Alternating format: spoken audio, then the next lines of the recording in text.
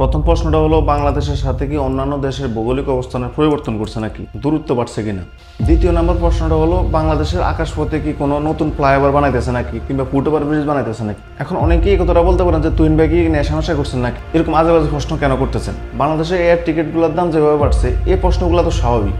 যদি বাংলাদেশের দূরত্ব যদি কোনো দেশের সাথে যদি না বাড়িয়ে থাকে, আগে যে পথ ছিল এখনো সেই পথ, তাহলে কেন ভাড়া বৃদ্ধি করা হইতেছে আকাশ সমতুল্য। যদি স্থলপথে কোনো রাস্তা কিংবা ফুটওভার ব্রিজ করা হয়, তখন ওই ক্ষেত্রে ট্যাক্স নেয়, এটা ঠিক আছে, এটা মানা যায়। কিন্তু আকাশপথে কিরকম রাস্তা করতেছে, কিংবা আকাশপথে কিসের জন্য ব্যাট বাড়ছে, কিংবা কিসের জন্য এত দাম বৃদ্ধি হয়েছে টিকিটের। সমন্বয়ক হাসানাত আব্দুল্লাহ ওনার ফেসবুক থেকে একটা পোস্ট করছে, এয়ার টিকিটের দাম কমানো হয়েছে। দেখি কি ইয়ার কি মূলক পোস্টটা করছে, একটু দেখি আমরা। প্রায় 58,000 টাকা, 480 মার্কিন ডলার থেকে ভাড়া কমে বর্তমান Dhaka to Jeddah, Dhaka to Riyadh, Dhaka to Dammam, Dhaka to Medina রুটে প্রায় 43,500 টাকা, 360 মার্কিন ডলার হয়েছে। অর্থাৎ ভাড়া কমেছে প্রায় 14,500 টাকা।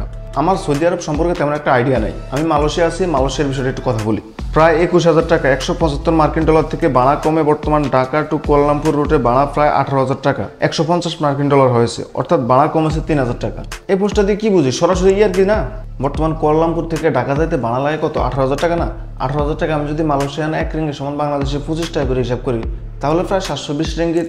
গত 6 মাস কিংবা 1 বছর আগে মালয়েশিয়া টু ঢাকার ভাড়া কত টাকা ছিল, এটা সিঙ্গেল টিকিট। আর সিঙ্গেল টিকিট কুয়ালালামপুর টু বাংলাদেশের ভাড়া ছিল আগে 550 রিঙ্গিত থেকে 500 রিঙ্গিত। সে ভাড়া বাড়ানো হয়েছে এখন কত, 720 রিঙ্গিত। প্রবাসীরা প্রায় 80 থেকে 90% লোক কেউই সিঙ্গেল টিকিট নিয়ে বাংলাদেশে যায় না, সবাই আপ ডাউন টিকিট কিনে। তো আপ ডাউন টিকিটের দাম কত হয়েছে, সিঙ্গেল টিকিটের দাম না কমাইছে, আপ ডাউন টিকিটের দাম কমানো হয়েছে। ধরুন কমাইছে, কত কমানো হয়েছে, 3,000 টাকা। গত 10 মাস কিংবা 11 মাস আগে Kuala Lumpur two Dhaka up down ticket পাওয়া যায় তো 1100 কিংবা 1200 রিঙ্গিত দেওয়া, সেই টিকিট বাইরে এখন কত টাকা হয়েছে। দেখেন স্ক্রিনে একটা ছবি দেখাইছি আমি, সেই জায়গায় বাংলাদেশে কত টাকা, 1224 রিঙ্গিত সিঙ্গেল টিকিট। এর টিকিটের দাম কমা হয়েছে কত টাকা, 3,000 টাকা। আমি আপনাদের বোঝানোর জন্য একটু কথা বলি। ধরুন কোন একটা জিনিসের দাম 10 টাকা, তো এই জিনিসটার দাম বাড়ানো হয়েছে ধরেন 13 টাকা। অবশ্যই এই বিষয়ে মন্ত্রী পরিষদ এবং সরকার অবগত আছেন। মানুষ যখন ওই প্রোডাক্টটা কিনতে যায় যখন তাকে দাম বেশি, তখন তারা আন্দোলন করে। 15 দিন 1 সপ্তাহ আন্দোলন করার পরে ওই জিনিসের ধরেন দাম কমাবে, সরকার থেকে একটা ডিক্লার দেয় যে 1 টাকা কমানো হবে। বাড়ছে কিন্তু ধরে 3 টাকা, কিন্তু কমানো হবে কত টাকা, 1 টাকা। সরকার থেকে যখন ওই 13 টাকা থেকে 1 টাকা কমে দেওয়া হয়, তখন আমরা হুজুগে বাঙালিরা কমছে বলে সিলাই। আসলে বাড়ার সময় বাড়ছিল কত, 3 টাকা, আর কমার সময় কমছে 1 টাকা। বাকি 2 টাকা কই যায়, বাকি যে 2 টাকা থাকে এর থেকে 1 টাকার ভাগ পায় যে ব্যবসায়ীরা দাম বাড়াইছে, ওই সমস্ত ব্যবসায়ীরা। বাকি আরেক টাকার ভাগ পায় সরকার। তো আপনারা কিছু বুঝেন, এর টিকিটের দাম বাড়াইছে, বাড়ার সময় আকাশচুম্বী বাড়াইছে, এখন কমাইছে কত, নামমাত্র কমাইছে। এর থেকে টাকা খায় কি সরকার? না চাইলে কি রাত্রের ভিতরে এর টিকিটের দাম বাড়ানো যায়? বাংলাদেশে যদি কোনো আলেম ওলামা, কোনো পীর সাহেব কিংবা মক্কা মদিনার ইমাম সাহেব আইনা যদি বাংলাদেশের কোনো মন্ত্রী পরিষদের ভিতরে ঢুকাই দেন, উনিও দুর্নীতিগ্রস্ত হয়ে যাবে। হয়তো 2 মাস 1 মাস সৎ থাকবে, তারপরে আবার ওই যে কপাল সেই মাথা। এখন আমাদের প্রবাসীদের করণীয় কি? আমরা যারা সাধারণ প্রবাসী আছি, আমাদের দ্বারা এত টাকা বহন করা দুঃখসাধ্য। যারা বিজনেস ক্লাস, যারা ব্যবসায়ী কিংবা দেশের টাকা চুরি বাটফারি করে খাইছে, তাদের জন্য সমস্যা নেই, কিন্তু আমাদের হালাল টাকা, আমাদের জন্য এটা সমস্যা। এখন আমাদের প্রবাসীদের করণীয় কি, কিভাবে এর টিকিটের দাম কমানো যায়? অনেক মিডিয়াতে অনেক জায়গায় শুনতেছি, অনেক প্রবাসী বাইরে বলতেছে যে রেমিটেন্স শাটডাউন করবেন। আরে ভাই, রেমিটেন্স শাটডাউন করে কার লাভ, কার লস? লসটা হইতে আছে আমার আপনার ফ্যামিলির। আমরা ভাই ফ্যামিলি বাঁচানোর জন্য প্রবাসী আসছি। আমরা যদি আজকে টাকা না পাঠাই, কালকে আমাদের ফ্যামিলি না খেয়ে মরবো। রেমিটেন্স শাটডাউন করলে প্রত্যক্ষ এবং পরোক্ষভাবে ক্ষতির সম্মুখীন হবো আমরাই, আমাদের ফ্যামিলি। এই জন্য আমার কাছে আরেকটা বিকল্প পদ্ধতি আছে। বিকল্প পদ্ধতি হলো কি, আমরা যদি টিকিট কেনা যদি বন্ধ করে দেই, স্টপ গো হোম, এই স্লোগানটা দিয়ে যদি আমরা চলি 2টা মাস, খালি 2টা মাস আপনারা বাড়ি যাওয়া বন্ধ করে দেন। এয়ার কোম্পানিগুলো কি করবো, যখন দেখবো যে প্রতিটা ফ্লাইটের লোক সংখ্যা দিন দিন কমতেছে, 90% হ্রাস পাইছে, তখন তারা কি করবো, গ্রামে গঞ্জে বিভিন্ন জায়গায় মাইকে অ্যানাউন্স করবো যে আব্বা একটা টিকিট নিয়ে যান। এটা হইব, আপনারা খালি একটু ওয়েট করেন, 2টা মাস ধৈর্য ধরে থাকেন। 2 মাস লাগবো না, 1 মাসের ভিতরে সব পাল্টে যাবো। আপনারা যদি মনে করেন যে শুধুমাত্র এয়ার টিকিট আলাদা কিংবা এয়ার কোম্পানিগুলো সোজা হইব, এমনটা না। পুরো এয়ারপোর্ট এবং এয়ার সিন্ডিকেট পুরোটাই সোজা হয়ে যাবো। এয়ারপোর্টে গেলে আমাদের প্রবাসী ভাইদের সাথে কুত্তার মতো আচরণ করে। কই, সরকার তো পাল্টিল, দেশ পরিবর্তন হয়েছে, হাসিনার আমলে যা ছিল সব তো গেল, তাহলে এখনো কেন আমাদের প্রবাসী ভাইদের সাথে কুত্তার মতো আচরণ করে? এই প্রশ্নের জবাব কি আছে আপনাদের কাছে?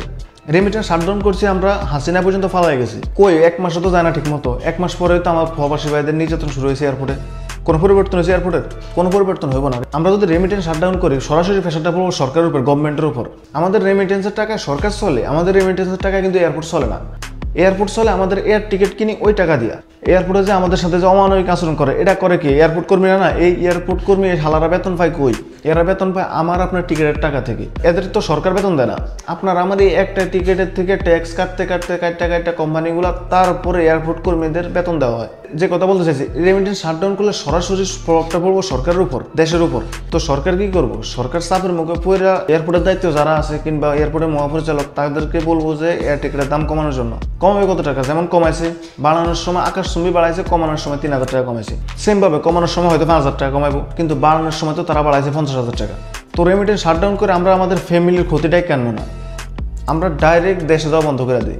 2 মাস দেশে না গেলে কিছু হইব না। আমি বলি না যে 100 থেকে 100% না যাওয়ার জন্য। 10% গাড়ু আছে, ওগুলা যাইবেই। অনেকের অনেক ধরনের সমস্যা থাকতে পারে যে এই মুহূর্তে যাওয়া দরকারি, আল্লাহ না করো ফ্যামিলি কেউ মারা গেছে, ওই ক্ষেত্রে যাবেনি। কিন্তু এমনিতে যারা ছুটিতে যাব, আমরা দয়া করে 2টা মাস বন্ধ রাখি। Stop go home for 2 month. 2টা মাস খালি দেশে যাওয়া বন্ধ করেন, সব সোজা হয়ে যাবে। মাছ বাজারে দেখেন না যে মাছের দাম বিকালবেলা থাকে একরকম, রাত্রেবেলা থাকে আর এরকম। বিকালবেলা যে মাছ 300 টাকা কেজি, যখন রাত্র 9টা-10টা বাজে যায় তখন মাছ বিক্রেতারা কাস্টমারে বলাইতেছে আব্বা এদিকে 2টা মাছ নিয়ে যান। ফিরিতে না, তবে কিছু টাকার বিনিমূল্য দিব। যে সিন্ডিকেট আছে এই সিন্ডিকেট ভাঙবো। বিগত 2 বছর আগে যে রেট ছিল ওই রেটের নিচে যদি না কমে, 2 মাস আপনারা অফ করে দেখেন যে ওই রেটের নিচে যদি না কমে, তাহলে আমার বললেন। যখন তারা দেখবো যে বাংলাদেশ টু কুয়ালালামপুর একটা বিমানে যখন দেখবো যে যাত্রী আছে 50 জন 60 জন, যে বিমানের রেগুলার যাত্রী চলাচল করে 200-300 করে, ওই বিমান যদি হঠাৎ করে দেখে যে 50 জন যাত্রী নিয়ে উড়াল দিতে হয়েছে, তখন তো দেখবো স্টাফের টাকা উড়াইতে পারতেছে না। তো কিছুদিন এভাবে চালানোর পরে, 1 সপ্তাহ 10 দিন এভাবে চালানোর পরে তখন আব্বা ডাক শুরু হবে।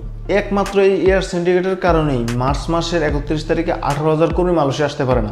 এই 18,000 বাইরে আজকে 1 বছর হয়েছে, এখনো পর্যন্ত মালয়েশিয়া আসতে পারে না। কত আন্দোলন করছে, কত কি করছে, কত ভোগান্তির শিকার হয়েছে, এখনো পর্যন্ত 18,000 থেকে একজন কর্মী মালয়েশিয়া আসতে পারে না। এই শুধুমাত্র এই এয়ার সিন্ডিকেটের কারণে।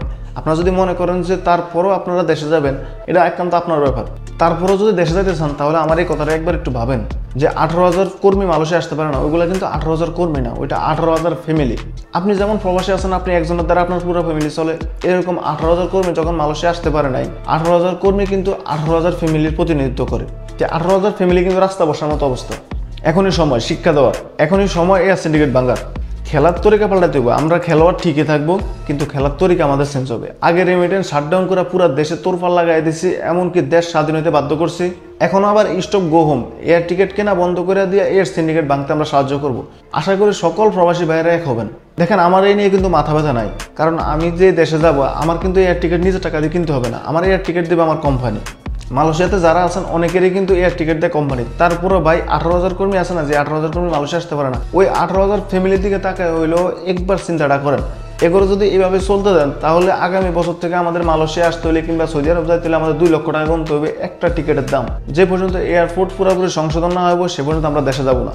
শিক্ষা দেওয়ার সময় এখন। সকল প্রবাসী ভাইয়ের আওয়াজ তুলুন, স্টপ গো হোম। দেখাবো আপনাদের সাথে নতুন কোনো ভিডিওতে নতুন কোনো বিষয় নিয়ে। সে পর্যন্ত ভালো থাকবেন। আল্লাহ হাফেজ।